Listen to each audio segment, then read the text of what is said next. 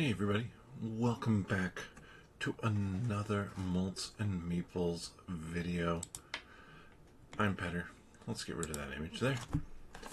Today, we're not opening up all of this, but just for a little content coming out here, and I'm going to have some content later this month with the Spider-Man set. I've been itching to open up some Magic cards.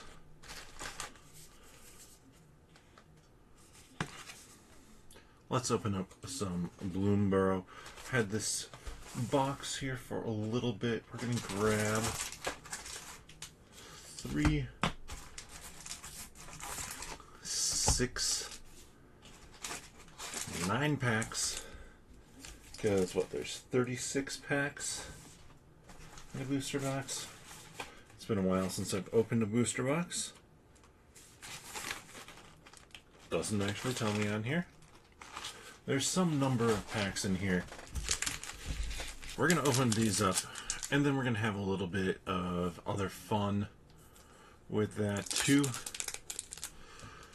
That maybe see what I can start to throw together for a deck here from all these cards. Ravine Raider, I'm going to sort them by color. Longstock Brawl, Finch Formation, Crumb and Get It. They're giving me every color to start here. Conduct Electricity, Head of Homestead. We got some rabbits. No other rabbits here thus far. Uncharted Haven. So you pick a color, becomes a land of that color. It's, good, but it comes in tapped. Add colorless, or you can use it to cast a creature spell and make it blue, or not blue, green. Actually, that one's pretty cool. I like that one. That actually feels like a pretty good card there. Plume Creed Escort. That's an uncommon. Dewdrop Cure.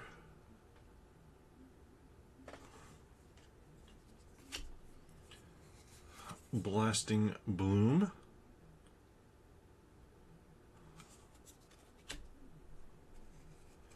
We have Innkeeper's Tale here.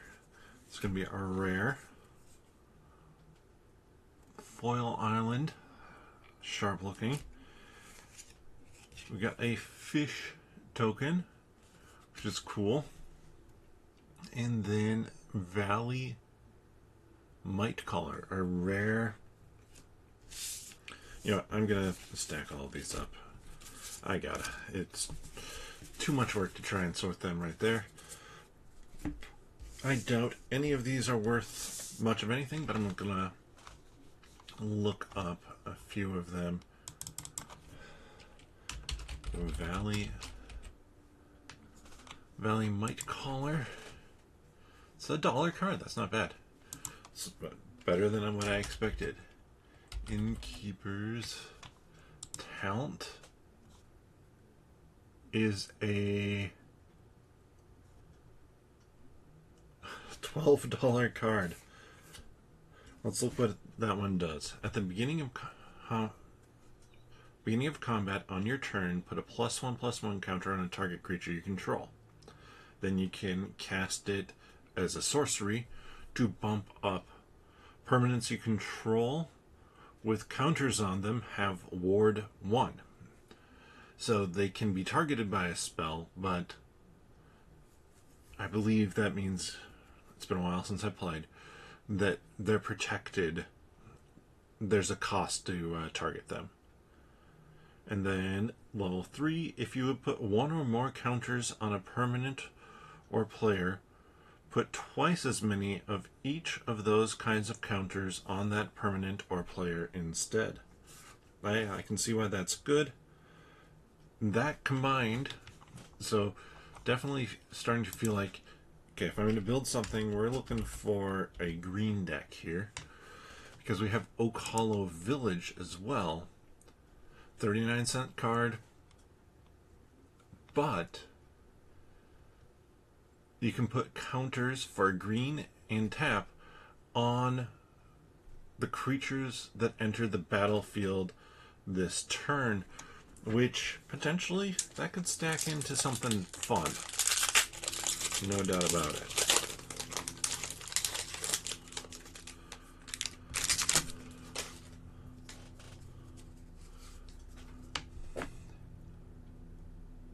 Barksbane Duo, Squirrel and Raccoon.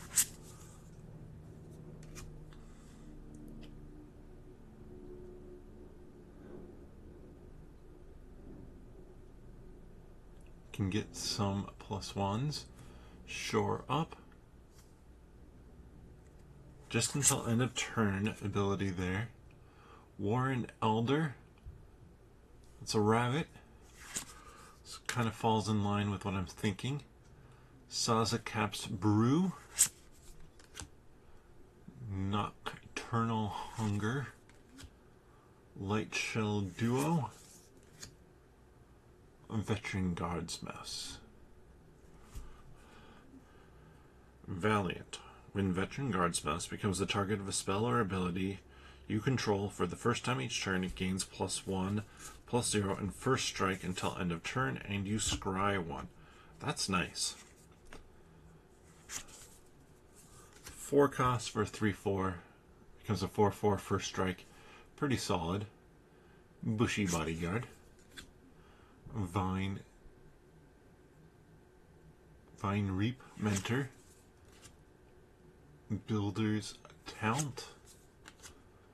Essence Channeler for our rare. We have a mythic Season of the Bold extended art planes, and then our foil is Moonrise Cleric with a Flower Root Swordmaster token. Of course, we're going to look up that their mythic Season of the Bold. I'll kind of walk through what that one does here. Season of the Bold, borderless, dollar card. Choose up to 5 paws worth of modes. We choose the same mode more than once, so you can create a tapped treasure token for 1, exile 2 cards from your library, and until the end of your next turn, so not this turn, that's nice, you can play them. And then until the end of your next turn, whenever you cast a spell, Season of the Bold deals 2 damage to up to 1 target creature.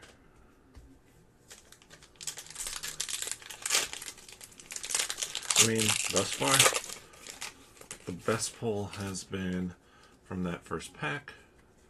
Well, we're not that far in. But that is a very solid pull, so it might be the best pull we get. Pollywallop. Runaway Together.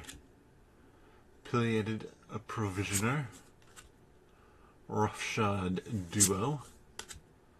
Early Winter. Choose 1, exile or opponent.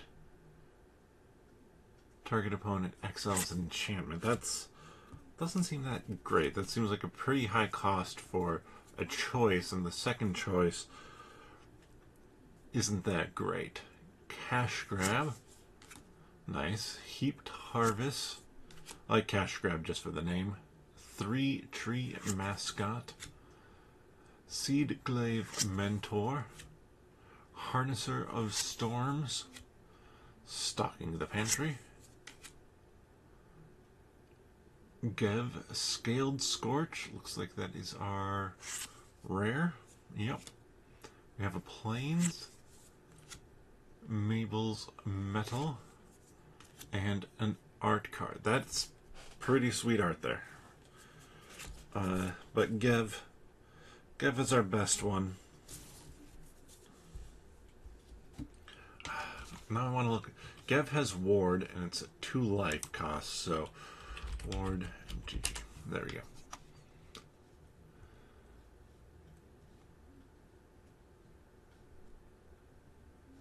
So basically, it's, yeah, what I thought. It counters unless they pay what it says, and I mean, Ward 2 life.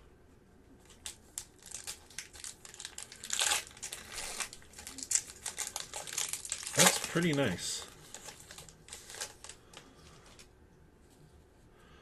Cash grab again. That one's just a funny one. Bellowing Crier. And you look what cash grab does. Mill 4 cards. You put a permanent card from among the cards milled this way into your hand. If you control a squirrel, or return a squirrel card to your hand this way, create a food token. So it allows you to get some food tokens that help with your life, and potentially pull a card that you want. It's probably a decent way to try and get some land, and then of course most of these things you can get ways to pull stuff back out of the graveyard.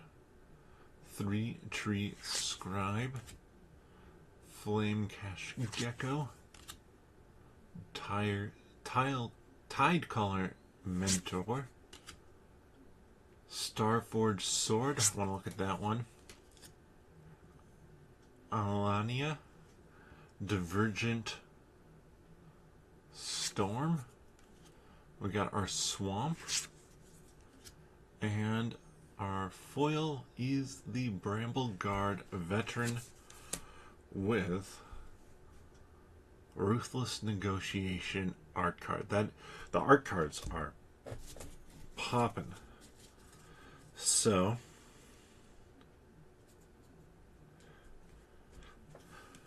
gift a tapped fish. You may promise an opponent a gift as you cast this spell. If you do, when it enters, they create a 1/1 blue tapped fish creature token. When Starforged Sword enters, if a gift was promised, attach it so it's an equip for free. Equipped creature gets +3/+3 and loses flying. My guess is that's not worth much of anything, maybe 25 cents. Starforged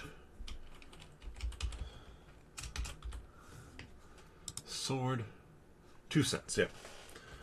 Maybe 25 cents. I always like to check on equipment because sometimes you can get some kind of sneaky equipments in there. Druid of the Spade.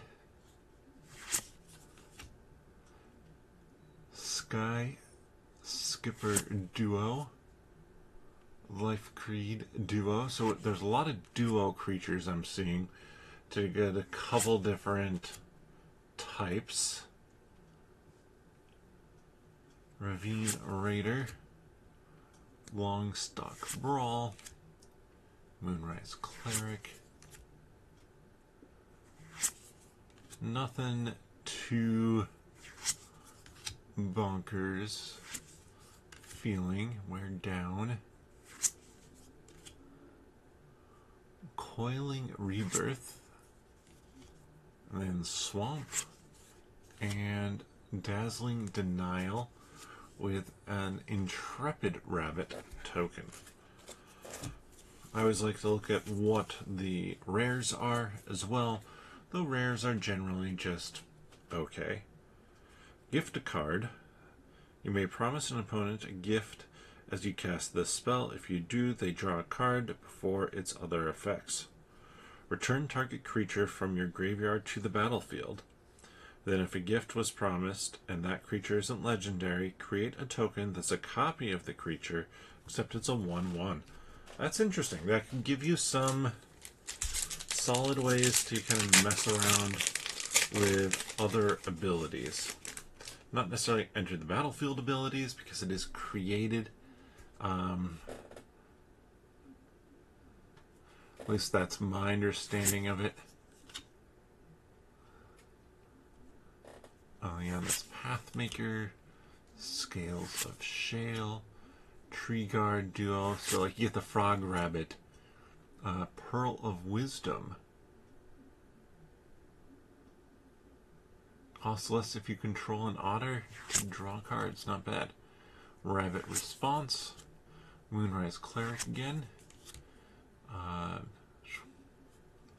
Seedglaive Mentor, Storm Catch Mentor,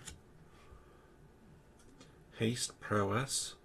Whenever you cast a non-creature spell, gains +1/+1 until, or this card gains +1/+1, and instants and sorceries cost 1 less to cast. Actually, that's my type of card when I was playing Magic more regularly. Players can't gain life, damage can't be prevented. When Unspine Lynx enters, it deals damage to each player equal to the number of non-basic lands that player controls. Missed out on the Mythic Rare Season of Gathering. We'll look up at that. That's another one where you can choose 5 paws worth of stuff. There's our 1/1 fish token. So Season of Gathering. Choose up to 5 paws worth. Put a +1/+1 counter on a creature you control. Gains Vigilance and Trample until end of turn. If you have 2, choose an artifact or enchantment. Destroy all permanents of that chosen type. So kind of board. That's interesting. I mean, 6 cost explains. 3, draw cards equal to the greatest power among creatures you control. So, I mean, I would say some utility there, but for fairly high cost. Yeah, I mean, $4.50. It's not bad. That would pay for the cost of the pack. Kind of getting that card.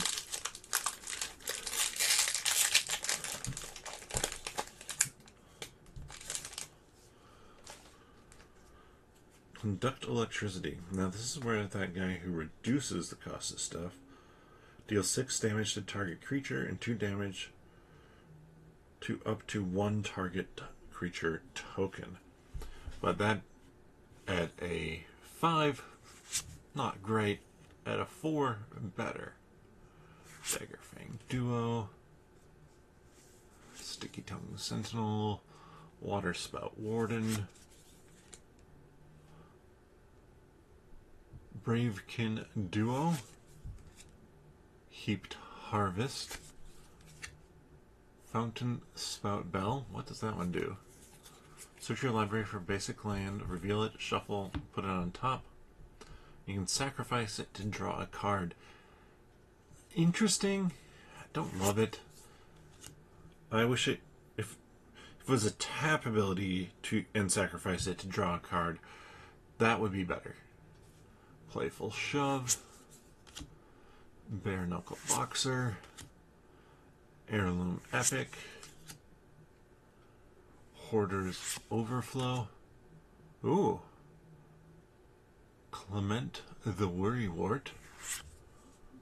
That's cool. I like the artwork on that. Forest. And then Lily Splash Mentor with an art card with the gold signature on it. That's an art card for Gitrog Monster. But let's look up Clement Worrywart. Green, blue, Vigilance. Whenever Clement the Worrywart or another creature you control enters, return up to 1 target creature you control with lesser mana value to its owner's hand. Frogs you control have tap. For green or blue, spend the mana only to cast creature spells. I kind of like that card. I'm sure there's something that I'm missing on it that makes it okayish. But, I mean, for a rare, 56 cents. Not bad. It's weird to be like, I mean, Magic cards get value because they are played. So, if it's not one that's played a ton, not going to have much value. Steam Path Charger, Bonebind Orator, Polywallop. Costs 1 less for each frog you control. Target creature you control deals damage equal to twice its power to target creature you don't control. Interesting. Put that together with my Clement and being able to stack some +1/+1s. It could be a good time. A nice big wallop. Affiliated Provisioner. Head of the Homestead. Veteran Mouse. So we're starting to see more. Obviously, when you're in commons, you start to see cards fairly often again. Flower Foot Swordmaster. We have a token for that, I think. Okay, you can pay an additional 2 to get a copy of this creature. And this has the... would allow you to boost up mice. Overprotect. Kidnap. Aww.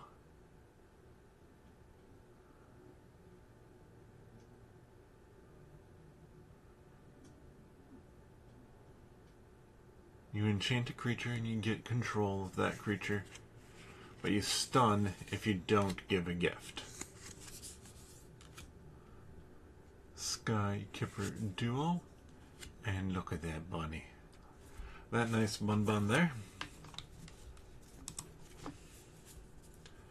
Then we have one last pack here. So with this many packs, I should be able to put together something pretty fast here that's interesting. Not necessarily good, but interesting.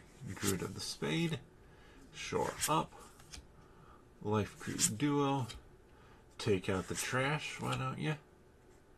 Moonrise Cleric, Blooming Blast, Hazel's Nocturne, Dewdrop Cure.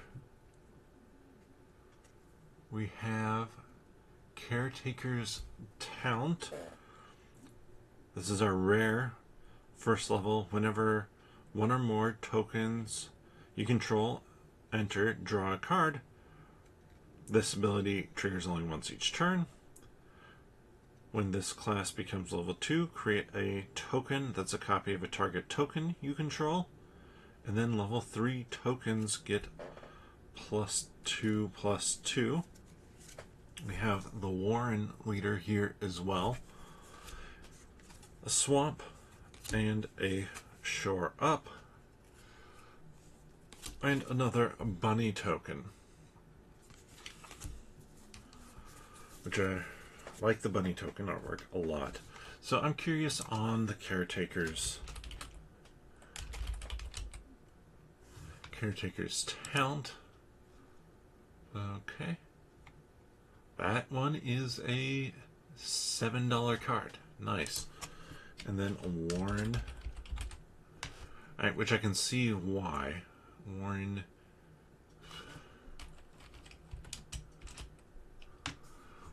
There we go. Warren War Leader. So that is a $3 card.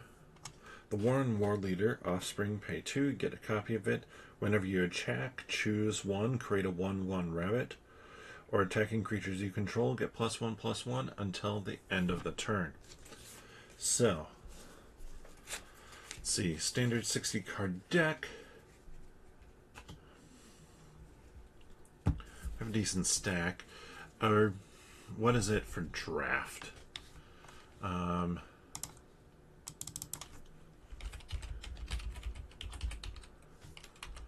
deck size for that must be a minimum of 40 cards, so that's kind of going to be what I'm targeting here. I'm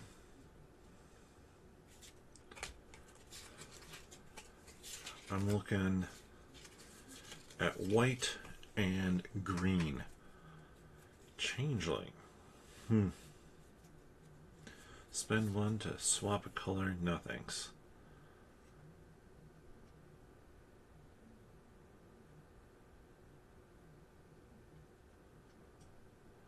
No, I'm going to take Heaped Harvest. That sounds good. That gets you a land. So I'm just pulling out green and white right now. See if I can come up with a combo that's going to do something. Now the Moonrise Cleric can let me gain life. We have the Flying Duo. Whenever another creature you control enters, gain a life. That's a good card for especially a 40 card setup draft. You wouldn't expect people to have something super strong, so that's one that I would definitely keep an eye on. Creating some bunnies. Looks like we have Polywallop. I'm not going to dip into blue. I think there's an option for blue-green here too. Bark Knuckle Boxer. When you spend your 4th total mana to cast spells during your turn, Bark Knuckle Boxer gains indestructible until end of turn. Nice.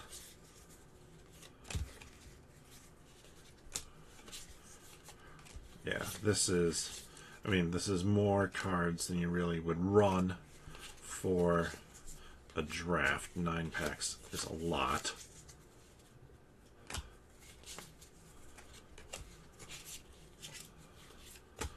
But I didn't want to just open up a tiny bit.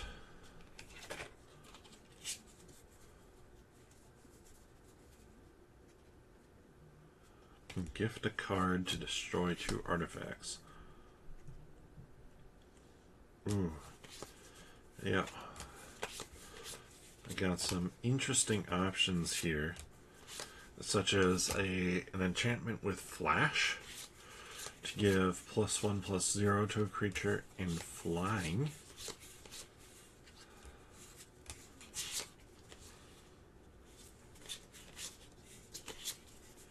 That's nice.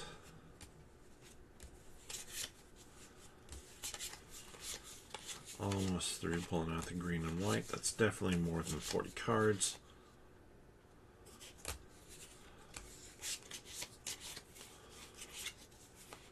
I think it's what, 3 packs for sealed?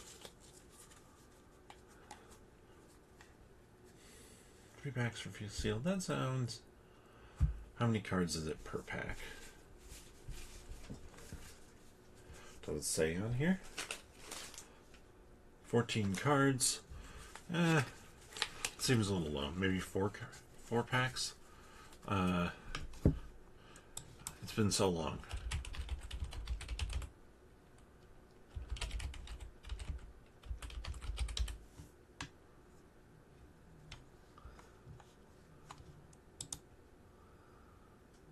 Six booster packs. So, okay, we're 3 over. Maybe I'll switch it up to 6 next time. So for sure, I'm running a couple non-basic lands in here. We're running the Uncharted Haven. It enters tapped, but it allows me to mana fix. And Oak Hollow. And then where's we'll do Warren Leader for the rabbits and Caretaker's Talent. So probably the ratio would say I need about, actually, how many lands? in a 40 card deck. 17 lands, so about 23 other cards. We already have 2 lands, so 23 cards. Card I'm interested in here, I mean, Head of Homestead for sure, and Warrant Elder.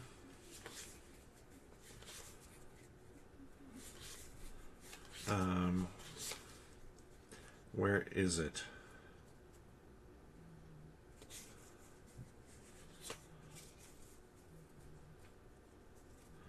Druid of Spade.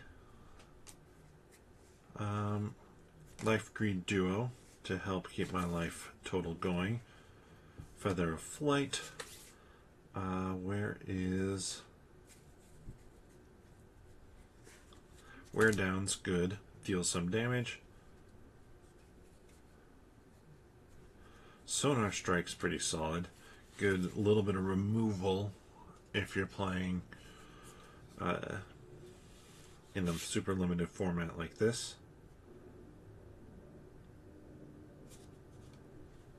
Let's do the Harvest Right Host and Rabbit Response. Season of Gathering for sure. Bravekin Duo.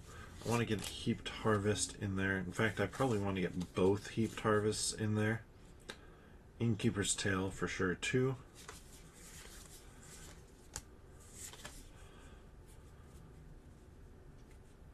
Overprotect, absolutely. Life Greed Duo. Keep that life going. There's that other Harvest. Whenever you put one or more +1/+1 counters on a creature you control, put a supply counter on Stocking Pantry. Remove. Spend 2 and remove.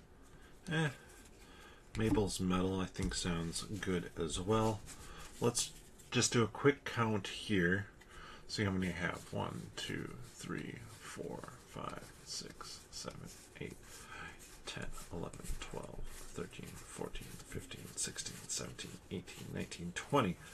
So I'm going to try and get rid of 3 cards here. Heaped Harvest I want for sure. Overprotect. Mabel's Metal. You know what? I think I probably just need 1 Head of the Homestead. Innkeeper's good. Heaped Harvest is good. Bravekin Duo is not great. Season of Gathering I like. Rabbit Response. So then we're looking at the... Gotta make sure I have enough creatures in here right now.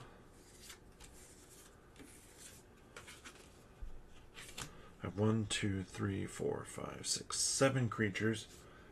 3, 4, 5, 6, 7, 8, 9. 9.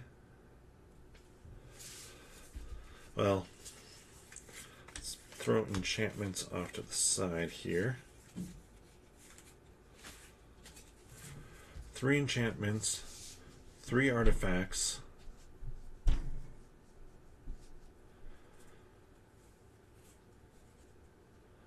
or 2 artifacts. So we have 7, 10, 11, 12. I do like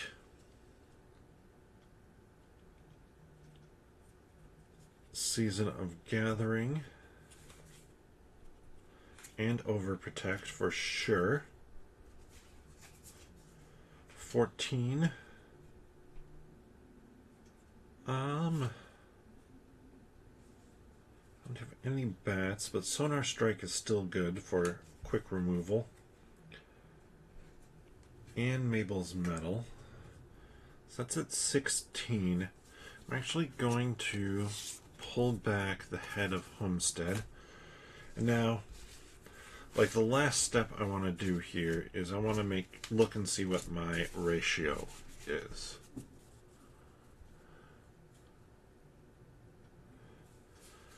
So 3 2-cost cards, 4, 5. We're looking pretty fast here. We do have a couple 5-cost cards and a 6. So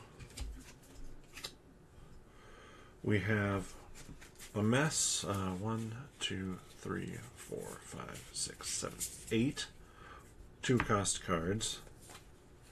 9, 10, 11, 12. Yeah, that seems about right. 12, 3 or less. So then if I had 17 land in here, yeah, I'd feel decent about this. And Oak Hollow with, the card that would be targeted that you want to deal with is the Warren Leader. Because, well, one, I can cast that for 6 and put a copy of him in, which would give me the ability whenever you attack, choose 1, create a 1/1 rabbit creature token that is tapped and attacking. So if I had that, I do that twice, so I get 2 more 1/1 rabbits as I go, and then I could spend a green and tap Oak Hollow Village to make those 2/2 rabbits that are attacking. So I can do that in the moment.